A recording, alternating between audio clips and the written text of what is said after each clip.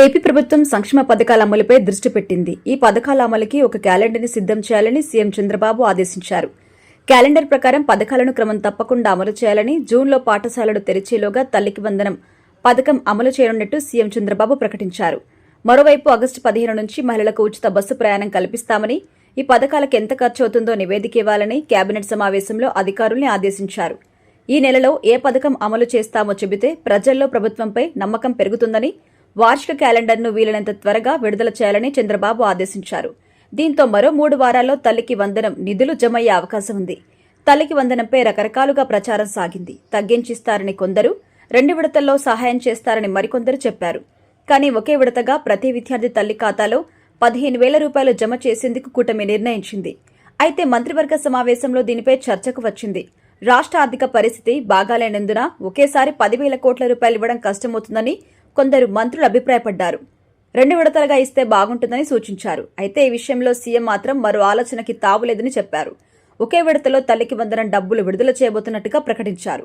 రాష్ట్ర ఆర్థిక పరిస్థితి బాగా లేకపోయినా పాఠశాలలు తెరిచేలోగా డబ్బులివ్వాలని అన్నారు. ప్రభుత్వ పథకాలను ప్రజల్లోకి తీసుకెళ్లడానికి మంత్రులు కొత్తగా ఆలోచించాలని సూచించారు. పింఛన్ల పంపిణీ చేసేటప్పుడు, మత్స్యకారులకు డబ్బులు ఇచ్చేటప్పుడు తాను లబ్దిదారులతో మాట్లాడాను అని, వారిలో సంతృప్తి శాతం స్పష్టంగా కనిపించిందని చెప్పారు. గత ఏడాది జూన్లో కూటమి అధికారంలోకి వచ్చింది. అప్పట్లో తల్లికి వందనం అమలు చేస్తామని భావించారు. కానీ అటువంటిదేం లేదు. దీనిపై ప్రతిపక్షాల నుంచి విమర్శలొచ్చాయి.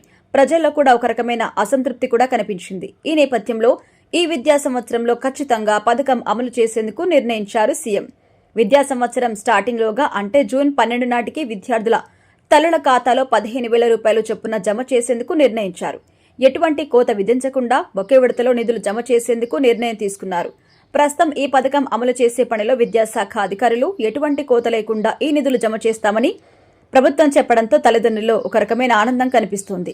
సాధారణంగా విద్యా సంవత్సరం స్టార్టింగ్లో తల్లిదండ్రులపై చాలా రకాలుగా భారం పడుతోంది. ముఖ్యంగా ఫీజులతో పాటు పుస్తకాలు, ఇతర ఖర్చులుంటాయి. ఆ సమయంలో చాలా మంది అప్పులు కూడా చేస్తారు. సరిగ్గా అటువంటి సమయంలో ఏపీ ప్రభుత్వం తల్లికి వందనం పేరిట సహాయం చేసేందుకు సిద్ధమవడం విశేషం. ఇంట్లో ఎంతమంది విద్యార్థులు ఉంటే అంతమందికి పథకం వర్తింపజేయడంతో సామాన్య మధ్యతరగతి వారికి ఉపశమనం కలిగించే విషయం ఇది.